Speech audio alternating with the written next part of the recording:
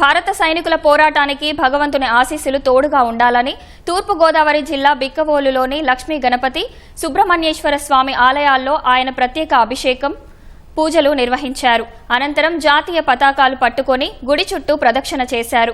దేశంలో ఎలాంటి అరాచకాలు జరగకుండా చూడాలని స్వామివారిని ప్రార్థించినట్లు దుర్గేష్ తెలిపారు. ఈ కార్యక్రమంలో ఎమ్మెల్యే నల్లిమిల్లి రామకృష్ణారెడ్డి, కూటమి నాయకులు పాల్గొన్నారు.